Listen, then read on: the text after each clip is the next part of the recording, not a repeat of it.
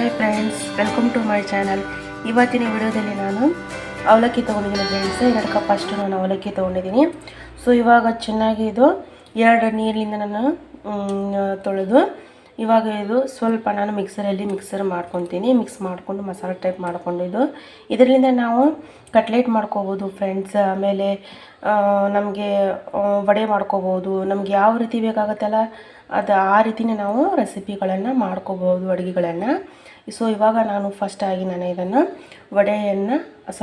ಪಡ್ಡನ್ನು ಮಾಡಿ ತೋರಿಸ್ತೀನಿ. ಬನ್ನಿ ಇವಾಗ ಮಾಡೋಣ. ಸೊ ನೋಡಿ, ಇನ್ನೊಂದು ನೀರಿನಿಂದ ನಾನು ಕ್ಲಿಯರಾಗಿ ಈ ಥರ ನಾನು ಸ್ವಚ್ಛವಾಗಿ ಈ ಥರ ನಾನು ತೊಳ್ಕೊಂಡು ಇದರಲ್ಲಿ ಮಿಕ್ಸಿ ಜಾರಿಗೆ ಸ್ವಲ್ಪ ಮಾಡಿಕೊಂಡು ಮಿಕ್ಸರಲ್ಲಿ ಮಿಕ್ಸ್ ಮಾಡ್ಕೊತೀನಿ.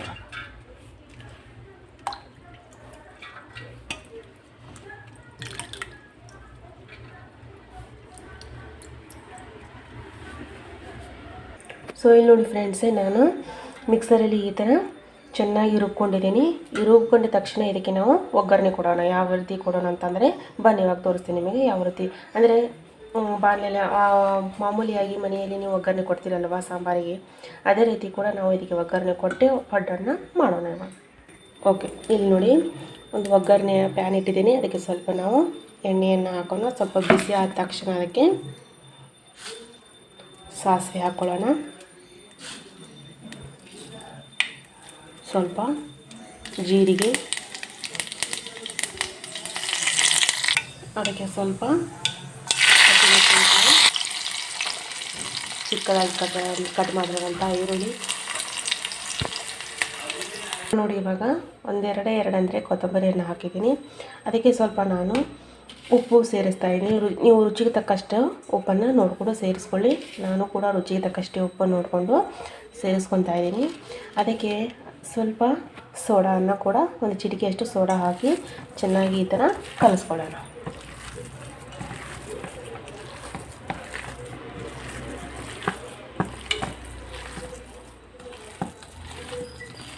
ಎಲ್ಲ ಕರೆಕ್ಟಾಗಿ ನೀವು ಚೆನ್ನಾಗಿ ಕಲಿಸ್ಕೊಂಡ ನಂತರ ಮಿಕ್ಸ್ ಮಾಡಿ ನಾವು ಏನು ಒಗ್ಗರಣೆ ಕೊಟ್ಟಿದ್ದೀವಲ್ಲ ಅದನ್ನು ಇದರೊಳಗೆ ಸೇರಿಸ್ಕೊಳ್ಳೋಣ. ನೋಡಿ, ಇಲ್ಲಿ ಒಗ್ಗರಣೆ ಕೊಟ್ಟಿದ್ದೀನಿ ನಾನು. ಗ್ಯಾಸ್ ಕೂಡ ಸ್ಟವ್ ಆಫ್ ಮಾಡಿದ್ದೀನಿ. ಇದರಲ್ಲಿ ಇದು ಸೇರಿಸ್ಕೊಳ್ಳೋಣ. ಸೊ ನೋಡಿ ಇವಾಗ ಫ್ರೆಂಡ್ಸ್, ಈ ಥರ ಚೆನ್ನಾಗಿ ನಾನು ಮಿಕ್ಸ್ ಮಾಡಿದ್ದೀನಿ.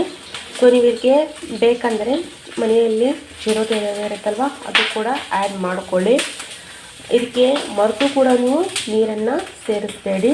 ನಾನು ನೀರನ್ನು ಸೇರಿಸಿಲ್ಲ ಮತ್ತು ಚಿರೋಟಿ ರವೆನೂ ಸೇರಿಸಿಲ್ಲ. ಇದು ಬೇಕಾದರೆ ಆಪ್ಷನಲ್ ಹೇಳಿದ್ದೀನಿ ನಾನು, ಬೇಡಂದರೆ ಸ್ಕಿಪ್ ಮಾಡ್ಬೋದು. ಚಿರೋಟಿ ರವೆ ಮಿಕ್ಸ್ ಮಾಡೋದನ್ನು ಫ್ರೆಂಡ್ಸ್ ನಾನು ತವೆ ಇಟ್ಟಿದ್ದೀನಿ. ಅದಕ್ಕೆ ಸ್ವಲ್ಪ ಮೊದಲಿಗೆ ನಾವು ಏನು ಫಡ್ ಹಾಕ್ಕೊತೀವಲ್ಲ ಸ್ಟಾರ್ಟಿಂಗ್ ಇದ್ದಾಗ ಸ್ವಲ್ಪ ನಾವು ಎಣ್ಣೆಯನ್ನು ಸ್ವಲ್ಪ ಜಾಸ್ತಿ ಹಾಕ್ಕೊಳ್ಬೇಕಾಗತ್ತೆ. ಸ್ವಲ್ಪ ಜಾಸ್ತಿ ಹಾಕ್ಕೊಂಡೆ, ಯಾಕಂದರೆ ಸ್ಟಾರ್ಟಿಂಗ್ ಅಲ್ವಾ ಅದಕ್ಕೆ. ಸೊ ಎಣ್ಣೆ ಹಾಕಿದ ನಂತರ ಫಡ್ಡನ್ನು ಸ್ವಲ್ಪ ಬಿಸಿ ಆದಮೇಲೆ ಫಡ್ಡನ್ನು ಇದರೊಳಗೆ ಸೇರಿಸ್ಕೊಳ್ಳೋಣ. ನಾನು ಹಿಂದಿನ ವಿಡಿಯೋದಲ್ಲಿ ಕೂಡ ನಾನು ಫಡ್ಡ ಮಾಡಿ ತೋರಿಸಿದ್ದೀನಿ. ಆ ಫಡ್ಡು ರವೆದು ಬಾಂಬೆ ರವೆ ಅಂತಾರಲ್ವ, ಅಂಥ ಚಿಕ್ಕ ರವೆ ಬರುತ್ತಲ್ವ. ಇನ್ನು ಚಿರೋಟಿ ರವೆಗಿಂತ ಸ್ವಲ್ಪ ರವೆ ಸ್ವಲ್ಪ ಅಂದರೆ ಆ ಪ್ರಮಾಣ ಬೇರೆ ಇರುತ್ತೆ. ಬಾಂಬೆ ರವೆನ ಸ್ವಲ್ಪ ಇದಿರುತ್ತೆ ಅದು. ನಮ್ಮಲ್ಲಿ ಈ ಸೈಡ್ ಉತ್ತರ ಕರ್ನಾಟಕ ಸೈಡ್ ಬಾಂಬೆ ರವೆ ಅಂತ ಹೇಳ್ತೀರಾ. ನೀವು ಯಾವ ರವೆ ಅಂತ ಹೇಳ್ತಿರೋ ಗೊತ್ತಿಲ್ಲ, ಚಿರೋಟಿ ರವೆ ಅಂತ ಹೇಳ್ತಿರ್ಬೋದು ನೀವು ಮೋಸ್ಟ್ಲಿ. ಆ ರವೆದು ನಾನು ಮಸಾಲೆ ಪಡ್ಡನ್ನು ಕೂಡ ನಾನು ಮಾಡಿ ತೋರಿಸಿದ್ದೆ ನಿಮಗೆ ಹಿಂದಿನ ವಿಡಿಯೋದಲ್ಲಿ. ಬೇಕಾದರೆ ನೀವು ನನ್ನ ಚಾನಲಲ್ಲಿ ಹೋಗಿ ನೋಡ್ಬೋದು. ಸೊ ಇವಾಗ ನಾನು ಅವಲಕ್ಕಿ ಪೋಹಾ ಪಡ್ಡನ್ನು ಮಾಡಿ ತೋರಿಸ್ತಿರೋದು. ಸೊ ಇವಾಗ ನೋಡಿ ಫ್ರೆಂಡ್ಸ್, ನಾನು ಪ್ಯಾನಲ್ಲಿ ಪಡ್ಡನ್ನು ಹಾಕಿದ್ದೀನಿ. ಇದು 1-2 ನಿಮಿಷ ಈ ಥರ ಮುಚ್ಚಿಬಿಡೋಣ. ಸೊ ಇವಾಗ ನೋಡ್ತಿರ್ಬೇಕು ಫ್ರೆಂಡ್ಸ್ ನೀವು, ಮತ್ತು ನಾನು ಟರ್ನ್ ಮಾಡಿ ಹಾಕಿದ್ದೀನಿ ಈ ಥರ. ನೋಡಿ ಎಷ್ಟು ಸಾಫ್ಟ್ ಆಗಿಬಿಟ್ಟಿದೆ ನೋಡಿ ಫ್ರೆಂಡ್ಸ್.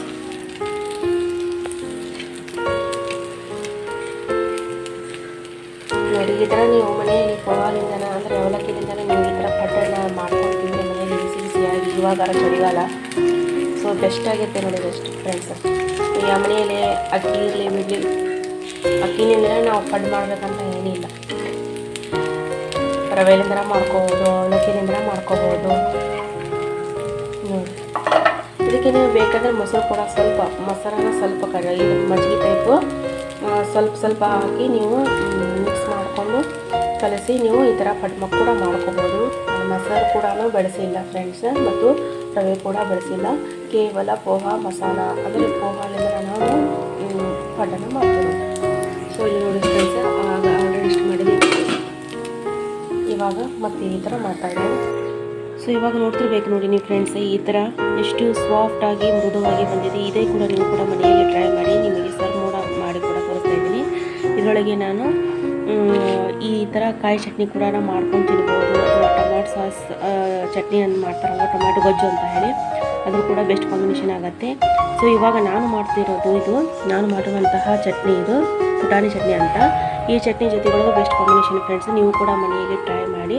ನನ್ನ ಚಾನಲ್ಗೆ ಒಂದು ಲೈಕ್ ಕೊಡಿ, ಶೇರ್ ಮಾಡಿ, ಆಮೇಲೆ ಕಮೆಂಟ್ಸ್ ಕೂಡ ಮಾಡಿ ಯಾವ ರೀತಿ ಬಂದಿದೆ ಅಂತ ಹೇಳಿ. ಮನೆಯಲ್ಲಿ ನೀವು ಕೂಡ ಟ್ರೈ ಮಾಡಿಕೊಂಡು ಆಮೇಲೆ ನನ್ನ ಚಾನಲ್ಗೆ ಒಂದು ಸಬ್ಸ್ಕ್ರೈಬ್ ಕೂಡ ಮಾಡ್ಕೊಳ್ಳಿ ಫ್ರೆಂಡ್ಸ್. ಧನ್ಯವಾದ. Thank you.